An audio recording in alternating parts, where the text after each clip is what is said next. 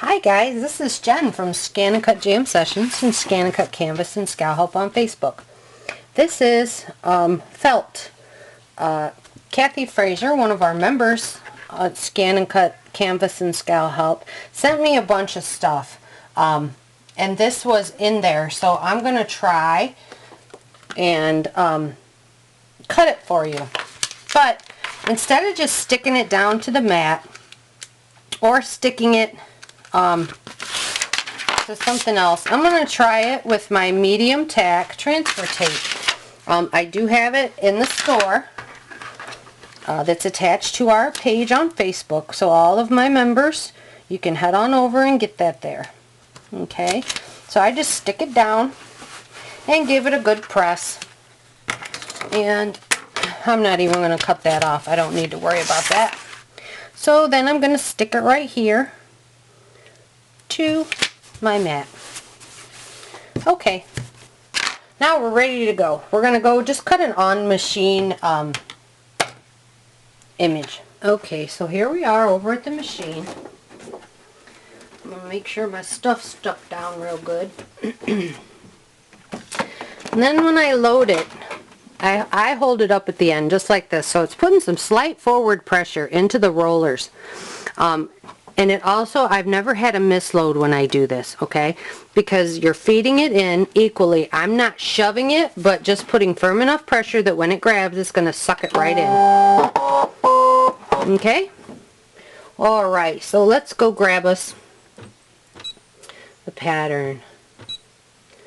Let's do the skull. Okay. Now let's talk about blades.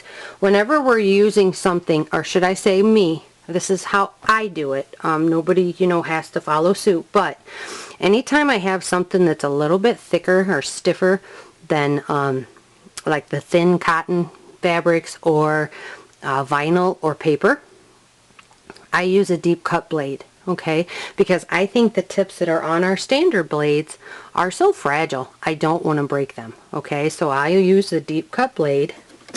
Let me check my settings here. Blow it out inside, make sure there's no junk. So I'm going to open the end of it, make sure there's nothing in there, put it back together, screw it all the way down past 12, and then lighten it back up. And instead of actually using the numbers, I look at the end. How much is sticking out? Well, if it's farther out than your material is deep, chances are you're going to cut through your mat, okay?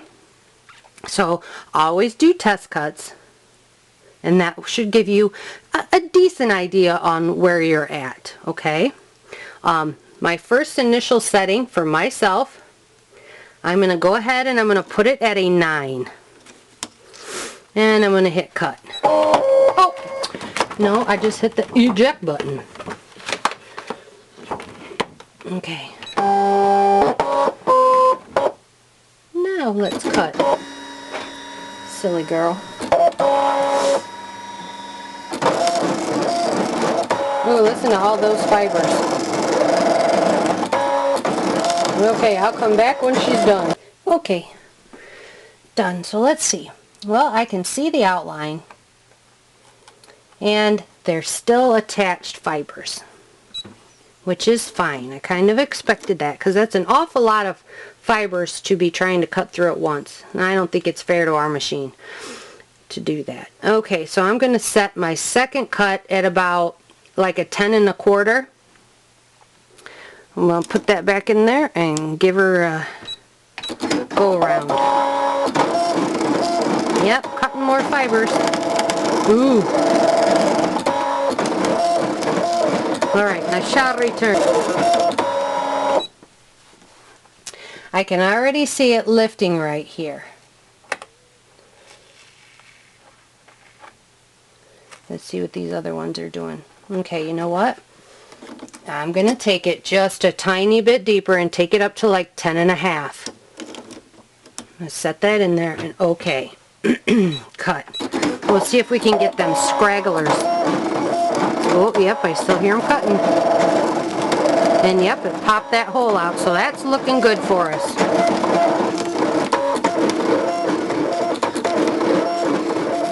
I guess I would say when you're cutting felt, I wouldn't try to cut anything too intricate because of all the fibers and how they lay. Trying to get something really intricate I think would be too difficult. Okay, I'm noticing something. And this will tell you one thing immediately about your machine if you see this.